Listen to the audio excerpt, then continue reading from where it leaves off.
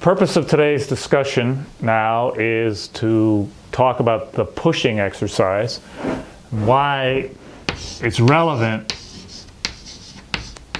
to living with a dog and dog training.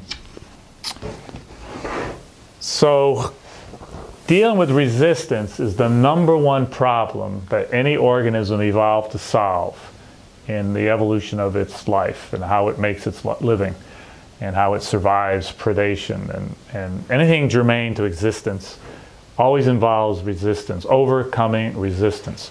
There's always resistance between a dog and whatever it wants. So you have to overcome resistance. Even if there's a $20 bill on the floor, I got to bend over and pick it up. It takes work to get it. If you're going to eat an apple, you got to pick it, you have to crunch it, swallow it, and then your body has to do the physiological work of digestion and transporting energy to the cells. And the closest thing to no resistance would be getting an IV of sugar water. You don't even have to digest anything. It goes right to the blood in the cells, and then they can do work.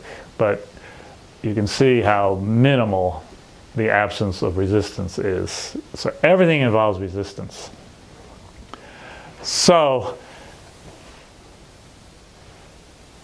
this pushing exercise is different from counter conditioning or desensitizing, because it is the counter to a distraction, whereas counter conditioning is not necessarily going to counter the attractive value of a distraction.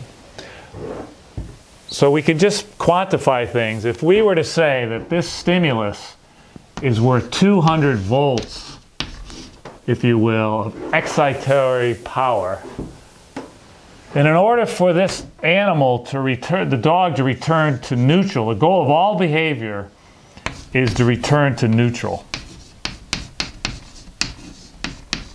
That's how the dog knows he's accomplished the goal, and it's where the feeling of success comes from. So, if this is a deer, for example, and a dog is super attracted to that deer, and let's just, for the purpose of illustration, say it's worth 200 volts, maximum stimulation. For him to return to neutral, he has to overcome 200 volts worth of resistance. He has to do 200 volts worth of work. So this is why dogs chase deer all day, is they're trying to dissipate that input. And they run and run and run until they're exhausted that amount of input. It's like if you step on the gas pedal in your car, you put 200 volts, if you will, of energy into the system. And when you take your foot off the gas, the car doesn't just stop. It keeps rolling until the resistance it encounters returns it to neutral and the car knows stop. And the system is back in balance. So the problem with, if I ask a dog to sit for a cookie, well, that may only be worth, if that, 50 volts worth of work. So the dog's still left with 150 volts shortfall. Pushing, on the other hand, can absorb all that work, and we offer 200 volts worth of resistance, and the dog overcomes it. Now, why would pushing for food be more satisfying than sitting for the food? Because what dogs are really looking for is resistance, overcoming resistance. That's their definition of pleasure. It's like children. When you raise kids, they get good at something, they want to challenge themselves. They're constantly increasing the resistance of whatever it is so that they get more pleasure out of that activity. And then after a while, overcoming the obstacles of resistance becomes a satisfaction. And dealing with it becomes a satisfaction independent of whether you win or lose. It doesn't matter. It's the actual striving to accomplish a goal in the face of a challenge that's satisfying. So currently behaviorism is saying the pursuit of pleasure and the avoidance of pain and then whatever instinctive mandates are out there. That explains behavior. And it's completely missing the resistance thing. So this is different than counter conditioning, because the counter behavior may not counter the excitatory energy that the stimulus impresses upon the organism. And it's different from desensitization, because when a dog likes resistance and feels accomplished with resistance, he becomes aroused and sensual.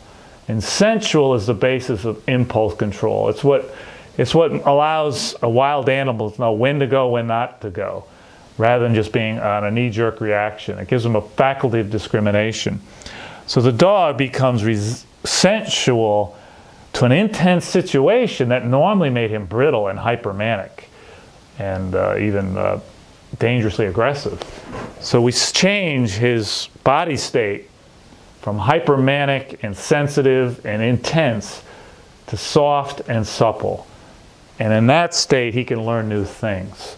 So it's fundamentally different from that. It's also fundamentally different from bat training, which is keeping the dog under threshold, helping him feel safe, theoretically. And then from that platform, he feels more adventurous to explore. Something isn't as scary as it used to be, which sounds reasonable in theory.